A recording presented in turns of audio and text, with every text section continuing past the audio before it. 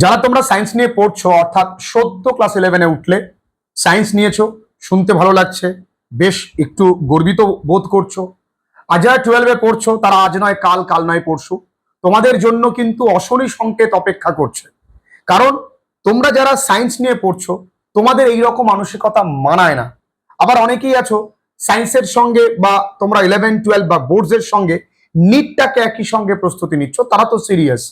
এবং তাদের জন্যও বলবো, ক্লাস 11-এর জন্য বলবো, 12-এর জন্য বলবো, তোমাদের সঙ্গে আজকে রয়েছে নবাজ স্যার। তোমরা অনেকেই চেনো এবং স্যারের কিন্তু ইউটিউব চ্যানেল আছে বায়োলজি শেখো বলে, তোমরা অবশ্যই যাবে, সাবস্ক্রাইব করবে, স্যারকে সাপোর্ট করবে। এদের আগামী দিনের পড়ার জন্য এই রকম মানসিকতা নিয়ে যারা সায়েন্স নিয়ে পড়ছে, তাদের পেছনে তো পরিবারে অনেক স্যাক্রিফাইস থাকে। সেই ছেলে মেয়েগুলো আজ নয় কাল, কাল নয় পরশু সেমিস্টার প্রসেস, এমসিকিউ পরীক্ষা সব পারবো, পাশের বন্ধু দেখাবে, এগুলো করলে কি ওদের চলবে? না আগামীতে আরো সিরিয়াসলি পড়তে হবে? ওরা এখনো ফিল করতে পারছে না কম্পিটিশন কতটা। ওরা যা ভাবছে আজ নয় কাল, ততক্ষণ ওদের ওই আজ নয় কালের মাঝখানে কয়েক লক্ষ ছেলে মেয়েরা এগিয়ে আসছে। ওদের জন্য একটু বলুন স্যার, ওদের যাদের টনক নড়ে। সব থেকে প্রথম যেটা জিনিস, স্টুডেন্টদেরকে এই বিষয়ে সাবধান করার ব্যাপারে আমরা দেখতে পাই বাংলাতে চ্যানেলের পরিমাণটাই কম। একদমই। যেমন স্যার একটা গ্রেট ইনিশিয়েটিভ নিয়ে রেগুলারলি তোমাদেরকে মোটিভেট করেন, এই মোটিভেশনটা কিন্তু নিজেদের মধ্যে ঢোকাতে হবে। বহু স্টুডেন্ট স্যার যেটা বললেন যে ক্লাস 11 থেকে কি দেখা যায় না, একটা হানিমুন পিরিয়ডে চলে যায়। দাদের কাছ থেকে শোনে যে ক্লাস 11টা পড়াশোনা দরকার নেই, এই সময়টা মজা, ফুল মজা করতে হবে। এটাই কিন্তু বাংলার স্টুডেন্ট, শুধুমাত্র বাংলার বলা ভুল, গোটা ভারতের স্টুডেন্টদের সব থেকে বড় ভুল। কারণ কি, ম্যাক্সিমাম ফান্ডামেন্টাল যে বেসটা তৈরি হয় স্টুডেন্টদের সায়েন্সের উপর বা নর্মাল অন্য সাবজেক্টেও 11-এই তৈরি হয়। হঠাৎ করে তুমি ক্লাস 10-এ ছিলে পুকুরে, 11-এ যখনই ঝাঁপ দিলে, সেটা যে কোনো সাবজেক্টের ক্ষেত্রে তুমি অনুভব করবে যে তুমি সমুদ্রে ঝাঁপ দিলে। সায়েন্সের সাবজেক্টটা তো একদম করবেই, physics, chemistry, biology, mathematics, books দেখলেই লোকজন পাগল হয়ে যায় প্রথমে। সুতরাং এই সাবজেক্টগুলো তুমি যদি ভাবো যে আমি এই আমার পাশে মধু পড়েছে, এই পাশে রিমা পড়েছে, এই পাশে কাল্টু পড়েছে, ওর দেখে দেখে করে নেবো, এমসিকিউ পরীক্ষায় তো পাস হয়ে যাবে। কিন্তু ভবিষ্যতে যে এমসিকিউ পরীক্ষা দিয়ে তুমি জীবনে প্রতিষ্ঠিত হবে, অর্থাৎ কম্পিটিটিভ এক্সাম, সেটা নিট হোক, যেই হোক, জেন পাস হোক, যে কোনো এক্সাম, সেখানে কিন্তু তুমি ওই কাল্টু ঝনু মনুকে পাবে না। সেক্ষেত্রে সমস্যাটা কি হয়ে যাবে, যে ছেলেটা বোর্ডসে ভালো রেজাল্ট করবে, এমসিকিউ হয়তো লোকের দেখে ভালো রেজাল্ট করেছিল, সে কিন্তু কোনোভাবে জীবনে আর প্রতিষ্ঠিত হবেই না। তাহলে জীবনে প্রতিষ্ঠিত হওয়ার ক্ষেত্রে ক্লাস 11-এর ভূমিকা কিন্তু প্রচুর বেশি প্রয়োজনীয়। এবার আমাকে কোশ্চেন হয়তো করতে পারো, স্যার আপনি কি করে জানলেন? আমি জানি, কারণ তোমাদের মতো ভুল ধারণাতেই আমি ক্লাস 11-এ ডুবেছিলাম। তাহলে কি স্যার আপনি জীবনে অসফল না প্রতিষ্ঠিত? অসফল প্রতিষ্ঠিত পরের জিনিস। আমি একটা ডিগ্রি করেছি, তার নাম হচ্ছে এমবিবিএস। তার আগে একটা এক্সাম ক্র্যাক করেছি, তার নাম হচ্ছে নিট। ওই নিট ক্র্যাক করতে গিয়ে আমি বুঝেছি যে এই যে হানিমুন ডিউরেশন পিরিয়ড ক্লাস 11, সেখানে ফাঁকি মারাটা আমার উপর কতটা প্রভাব ফেলেছে। সেই প্রভাব যদি তোমার উপর না ফেলতে চাই, সেই কারণে as a senior, as a teacher, as a দাদা, যাই বলো না কেন, একটা অ্যাডভাইস সবসময় করবো, ক্লাস 11 যেহেতু বেস, এই সময় থেকে পড়াশোনাটা স্টার্ট করে দাও। এবার বহুজনের ফার্স্ট সেমিস্টার এক্সাম, অলরেডি 2-3 মাস পার হয়ে গেছে, কিছুই পড়াশোনা করোনি, কি করবো স্যার, ব্যাকলগ হয়ে গেছে, কি করে পূরণ করবো? এতদিন যখন তোমার ব্যাকলগ হয়েছে, মাধ্যমিক পরীক্ষার রেজাল্ট, মাধ্যমিক পরীক্ষা থেকে তার রেজাল্টের মাঝখানে 3 মাস, রেজাল্টের পর প্রায় 1 মাস হয়ে গেল। এই সময় যখন তুমি মজা করেছো, নিজেকে যখন সময় দিয়েছো, নিজেকে যেমন আমোদ ফুর্তিতে ডুবিয়ে রেখেছো, সেই জিনিসটাকেই একটুখানি তোমাকে নেগেটিভে নিয়ে গিয়ে কঠিন কন্ডিশন ক্রিয়েট করতে হবে। তুমি আগে 10 ঘন্টা ঘুমাতে, 5 ঘন্টা মোবাইল ঘাঁটতে, 1 ঘন্টা পড়তে। এখন তোমাকে বিপরীত করতে হবে, 5 ঘন্টা ঘুমাও, 10 ঘন্টা পড়াশোনা করো, 1 ঘন্টা মোবাইল ঘাঁটো। সুতরাং তোমাকে মোবাইল ঘাঁটার টাইমটা পড়াশোনা দিয়ে রিপ্লেস করতে হবে, তোমার ঘুমানোর টাইমটা অর্ধেক করে পড়াশোনাতেই ঢোকাতে হবে। একমাত্র তখনই তুমি তোমার ব্যাকলগ ক্লিয়ার করবে। প্রশ্ন হবে, স্যার ব্যাকলগ কেন ক্লিয়ার করবো, কি প্রয়োজন আছে? আবারও বললাম, জীবনে প্রতিষ্ঠিত হওয়াটা জরুরি। মাধ্যমিকতে সবাই পাস করেছে, উচ্চ মাধ্যমিকে সবাই পাস করবে, 11-ও সবাই পাস করবে। সুতরাং 12-এ গিয়ে তো মজায় মজায় তুমি ভাবছো আমি সিরিয়াসলি পড়াশোনা করবো, আবার নষ্ট হবে। এবার আছে ক্লাস 12-এর ঘটনায়। যারা এই একটা বছর ধরে বিনা পড়াশোনা করে লোকের দেখে রেজাল্ট পায়, তাদের কিন্তু আর কঠিন পরিশ্রম করতে ইচ্ছা যায় না। যেমনটা আমরা পলিটিক্সে দেখতে পাই, লোকের মেরে এর মেরে যখন টাকা ইনকাম হয়, সে কিন্তু আর কঠিন পরিশ্রম করতে রাজি হয় না, তখন কিন্তু সে ওই 2 নম্বর বিজনেসই খোঁজে। ঠিক একটা স্টুডেন্টেরও ঠিক ওই পলিটিশিয়ানদের মতো অভ্যাসটা দাঁড়িয়ে যায় একটা বছরেই। এর দেখে ওর দেখে এমসিকিউ, এর দেখে ওর দিকে টুকটাক লেখালেখি প্র্যাকটিস করে পাস।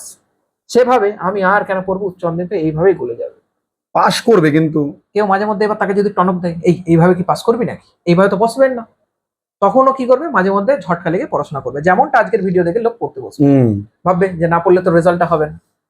কিন্তু এই মোটিভেশনটা তোমাকে নিজের ইনার মোটিভেশনে ঢোকাতে হবে।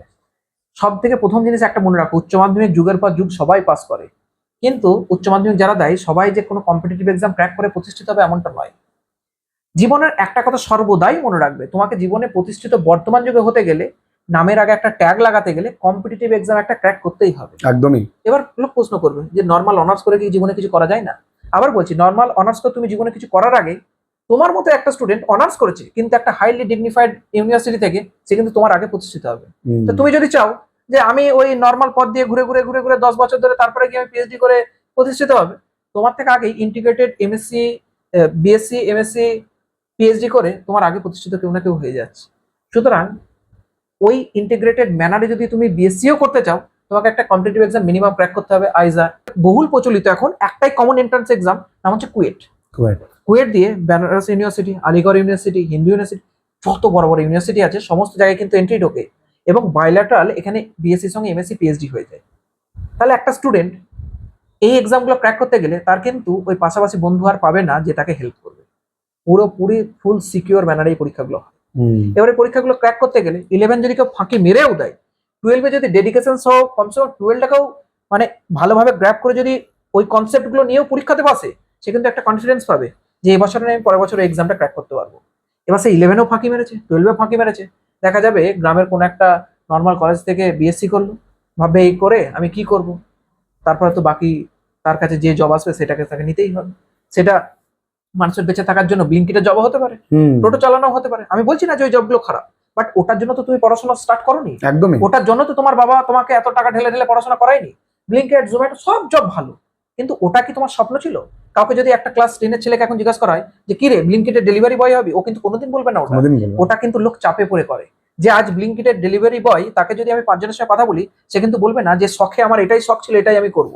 তারও কিন্তু ইচ্ছা জাগে যে আমি একটা ভালো কিছু জব করব যেটা খুব সিকিউর হবে, যেটা আমার পরিবারকে স্বচ্ছন্দে রাখবে। সুতরাং নিজেকে ভালো রাখতে গেলে, নিজের পরিবারকে ভালো রাখতে গেলে পড়াশোনাটা ক্লাস 11 থেকে স্টার্ট করা উচিত। যদি 11 থেকে না পড়াশোনা করো, মিনিমাম যারা 12 উঠে গেছে এখন থেকে তো পড়াশোনাটা করোই।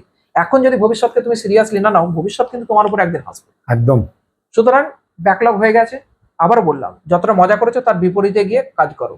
5 ঘন্টা ঘুমাও, বাকি টাইম পড়াশোনা করো, বাকি টাইম পড়াশোনায় কনসেন্ট্রেট করো। ক্লাস 12-এ পড়ো, ক্লাস 12-এ সেম জিনিস ভাবে পড়াশোনা করতে হবে, আর কিছুই উপায় নেই। এমসিকিউ প্র্যাকটিস করতেই হবে, নাহলে সেমস্টার এক্সামে ভালো রেজাল্ট করা মুশকিল। এর ওর দেখে রেজাল্ট হয়ে গেলেও তুমি কিন্তু 40-এ 40 টপার হতে গেলে তোমাকে কিন্তু নিজে থেকেই প্র্যাকটিস করতে হবে। সুতরাং পড়াশোনাটা একদমই নিজের দায়িত্বে করতে হবে।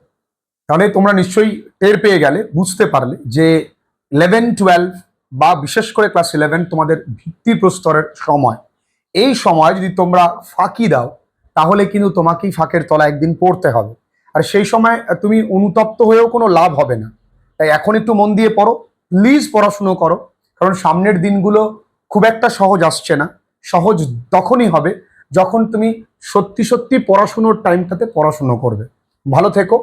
তোমাদের জন্য স্যার তো প্রতিনিয়ত সায়েন্সের সাবজেক্টে ভিডিও দিয়ে থাকে, তোমরা স্যারের চ্যানেল সাবস্ক্রাইব করবে, স্যারের চ্যানেল ভিজিট করবে এবং স্যারকে সাপোর্ট করবে।